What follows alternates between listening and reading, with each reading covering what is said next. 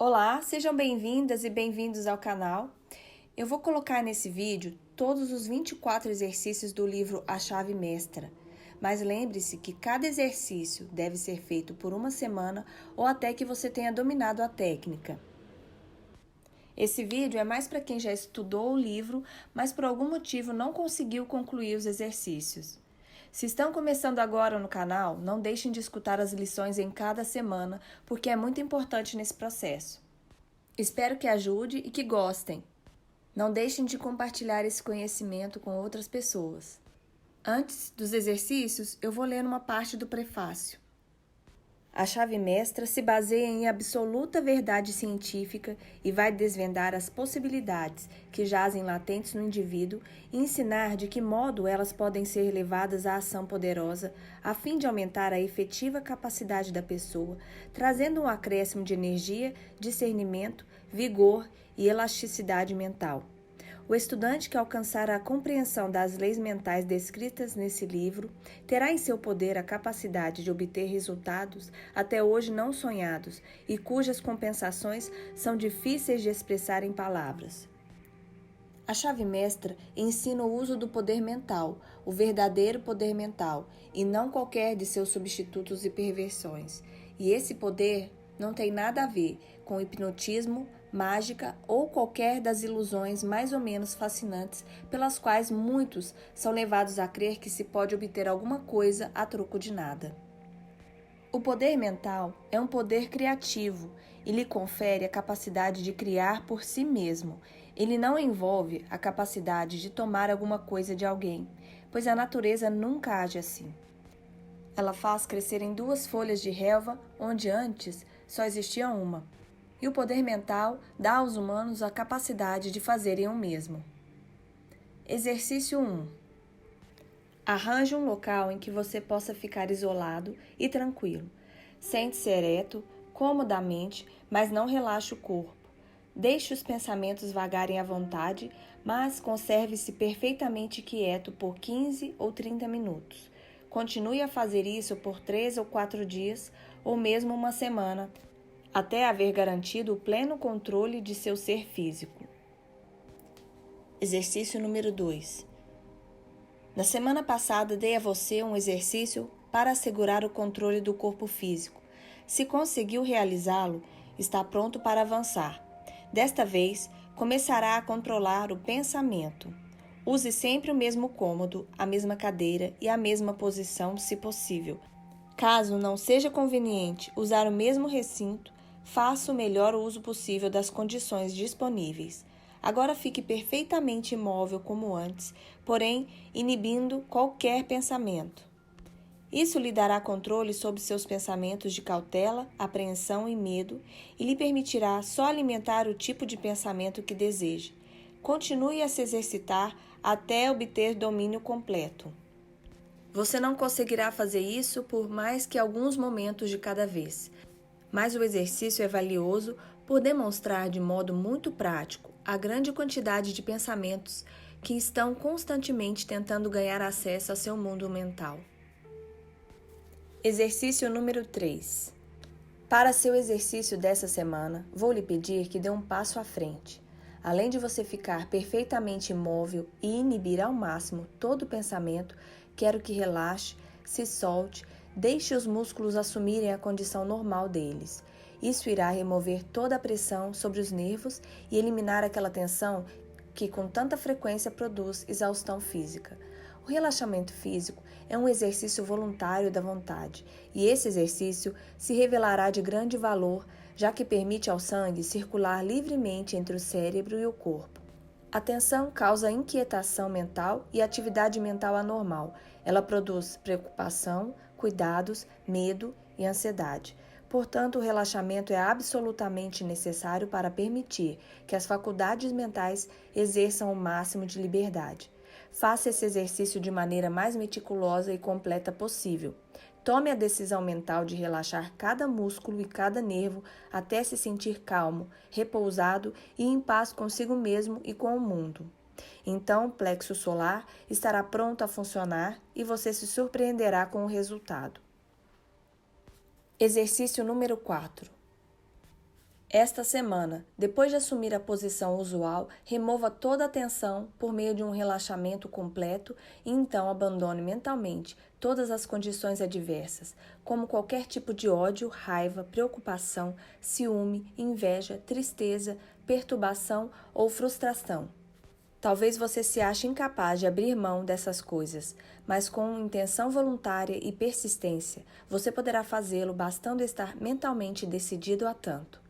A razão de alguns não o conseguirem é se deixar controlar pelas emoções e não pelo intelecto. Mas aqueles que se guiarem pelo intelecto alcançarão a vitória. Você poderá não ter sucesso na primeira tentativa, porém nesse ponto, como em qualquer outro, a prática traz a perfeição. E você tem de ser capaz de dispensar, eliminar e destruir por completo tais pensamentos negativos e destrutivos, pois são as sementes que germinam o tempo todo sob forma de condições desarmônicas de todo tipo e espécie. Exercício número 5.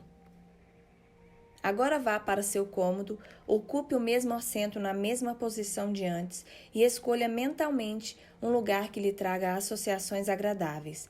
Faça um completo retrato mental do lugar. Veja as edificações, o terreno, as árvores, os amigos, as associações, tudo completo. No início, você se verá pensando em qualquer coisa, exceto no ideal em que deseja se concentrar. Mas não se deixe desanimar por isso. A persistência vencerá, mas ela exige que você pratique os exercícios todos os dias, sem falta. Exercício número 6. Para cultivar o poder da atenção, pegue uma fotografia e leve consigo para o mesmo lugar de sempre, no mesmo cômodo, e sente-se na mesma posição. Examine-a atentamente durante pelo menos 10 minutos. Observe a expressão dos olhos, a forma das feições, as roupas, o penteado. De fato, observe cuidadosamente cada detalhe exibido na fotografia.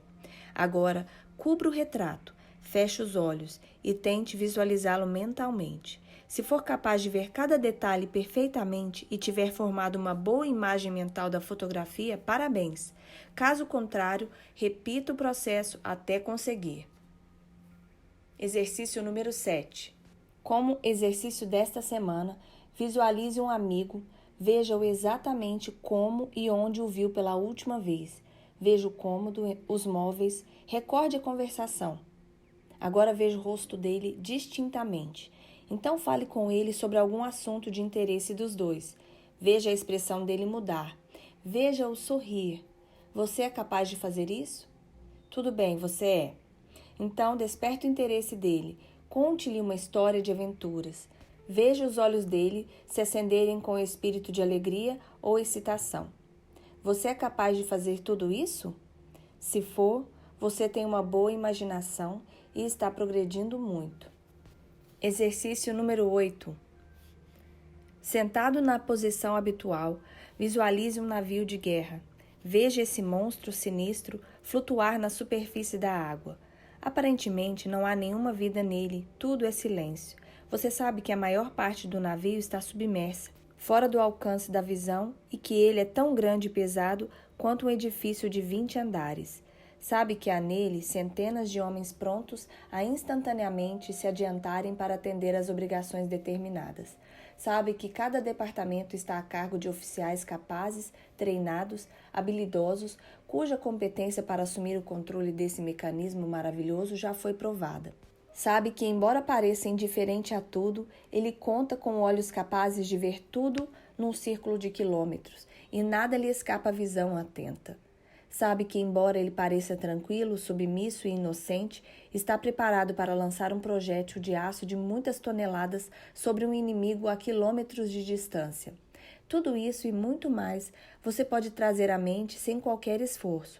Mas como o navio de guerra chegou a esse lugar? Antes de tudo, como ele se originou? Se você for um observador atento, precisa saber tudo isso. Siga as grandes placas de aço pelas fundições. Veja os milhares de homens empregados em sua produção. Recue mais um pouco e veja o minério saindo da mina. Veja-o ser carregado em barcos ou vagões. Veja-o ser fundido e adequadamente tratado. recue ainda mais e veja o arquiteto e os engenheiros que projetaram o navio. Deixe o pensamento recuar ainda mais e determinar por que eles o projetaram. Você verá que agora recuou até tornar o navio algo intangível, sem existência, só um pensamento existente no cérebro do arquiteto. Mas de onde veio a ordem para ele ser projetado? Talvez o secretário de defesa, mas esse navio provavelmente foi planejado muito antes de se pensar em uma guerra e o Congresso precisou aprovar um projeto, alocando a verba. Provavelmente houve oposição e discursos contra e a favor do projeto. A quem esses congressistas representam?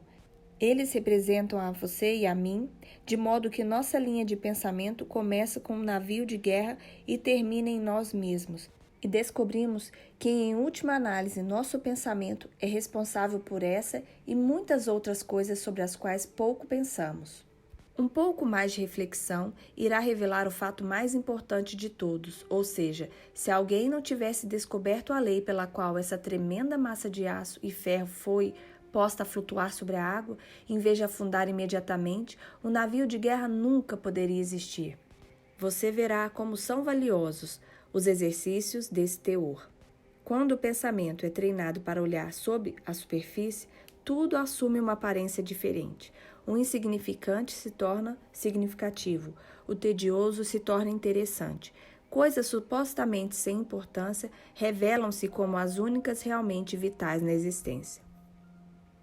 Exercício número 9. Esta semana, visualize uma planta. Escolha uma flor, aquela que você mais admira. Traga-a do invisível para o visível. Plante a semente minúscula, regue-a, cuide dela, coloque-a onde possa receber os raios de sol matinal. Veja a semente brotar, agora ela é uma coisa viva, algo que está vivo e começando a buscar meios de subsistência. Veja as raízes penetrarem a terra, veja-as se propagarem para todo lado. Lembre-se de que elas são células vivas a se dividir e subdividir e que logo serão milhões, cada célula inteligente sabendo o que quer e como consegui-lo. Veja o caule se projetar para fora e para cima. Veja-o romper a superfície da terra. Veja-o dividir-se, formar os ramos. Veja como são perfeitos e simétricos os ramos formados. Veja começarem a se formar as folhas e depois as pequeninas hastes, cada uma sustentando um botão. E veja o botão começar a desabrochar e sua flor favorita surgir. E agora, se você se concentrar firmemente, tomará consciência de um aroma. É o perfume emitido pela flor enquanto a brisa embala, delicada, a bela criação que você visualizou. Quando conseguir tornar clara e completa sua visão, você estará capacitado a entrar no espírito das coisas. Elas se tornarão muito reais para você.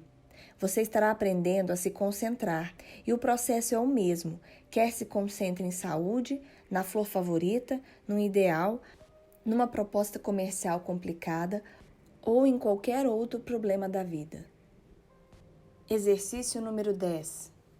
Esta semana, escolha um espaço vazio na parede ou qualquer outro espaço conveniente e de onde normalmente se senta. Trace mentalmente uma linha preta horizontal de aproximadamente 15 centímetros. Procure ver a linha tão claramente como se ela estivesse pintada na parede. Agora desenhe mentalmente 2 linhas verticais conectadas aos extremos da linha horizontal. Então, trace uma linha horizontal ligando as 2 linhas verticais. Você tem um quadrado. Tente ver o quadrado perfeitamente.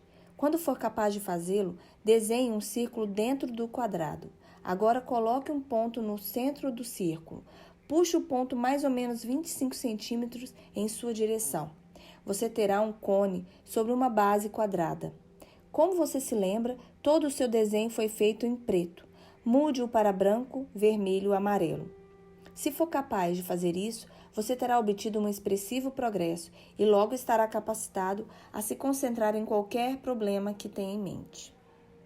Exercício número 11.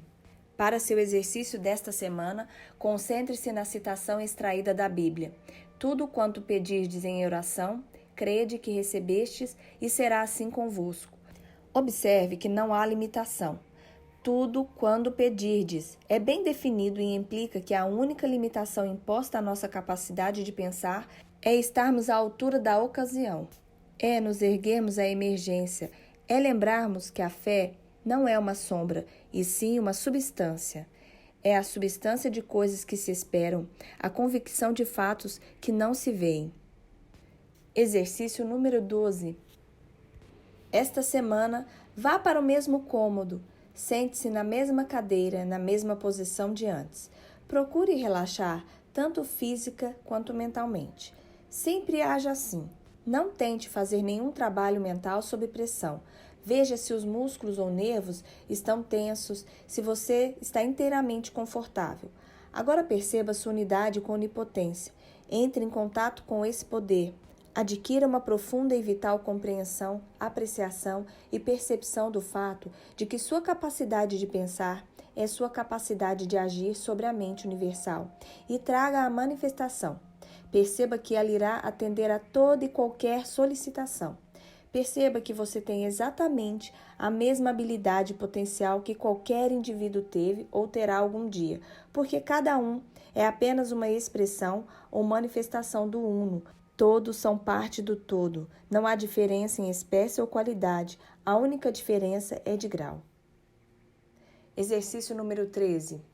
Podemos zelar melhor por nossos interesses ao reconhecermos o poder infinito e a sabedoria infinita da mente universal. E dessa forma, nos tornamos um canal por meio do qual o infinito pode realizar nosso desejo. Isso significa que o reconhecimento efetua a realização.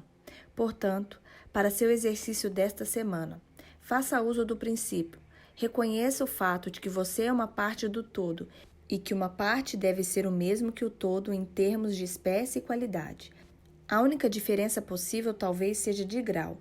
Quando esse tremendo fato começar a permear sua consciência, então você realmente alcançará a percepção do fato de que você, não seu corpo, mas sim o ego, o eu, o espírito pensante, é parte integrante do grande todo, que ele é o mesmo em substância, em qualidade, em espécie, que o Criador não poderia criar nada diferente de si mesmo. Você também será capaz de dizer: o Pai e eu somos um só, e chegar à compreensão da beleza, da grandiosidade e das oportunidades transcendentais que foram colocadas à sua disposição. Exercício número 14. Para exercício desta semana, concentre-se na harmonia e, quando digo concentrar-se, quer dizer tudo o que a palavra implica. Concentrar-se tão profunda e sinceramente que você não terá consciência de nada senão a harmonia. Lembre-se, nós aprendemos pela prática.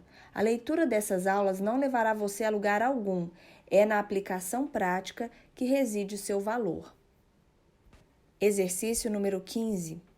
Como exercício desta semana, concentre-se no insight. Sentado na posição costumeira, concentre-se no pensamento de que estar ciente do poder criativo do pensamento não significa dominar a arte do pensamento. Deixe o pensamento se demorar no fato de que o conhecimento não se aplica sozinho, de que nossas ações não são governadas pelo conhecimento, e sim pelo costume, pelo precedente e pelo hábito, de que só por um esforço consciente e determinado podemos aplicar o conhecimento. Lembre-se de que o conhecimento não utilizado desaparece da mente, de que o valor da informação reside na aplicação do princípio. Continue nessa linha de pensamento até ter percepção suficiente para formular um programa concreto de aplicação desse princípio a seu problema específico. Exercício número 16. Como exercício desta semana, busque compreender o importante fato de que a harmonia e felicidade são estados de consciência e não dependem da posse de bens. De que os objetos são efeitos e vêm como consequências dos estados mentais corretos. Assim, se desejarmos qualquer tipo de bem material, nossa principal preocupação deve ser adquirir a atitude mental que trará o resultado desejado. Essa atitude mental deriva da compreensão de nossa natureza espiritual e de nossa unidade com a mente universal, a substância de todas as coisas. Essa percepção trará todo o necessário à nossa completa satisfação. Isso implica pensar cientificamente ou pensar corretamente.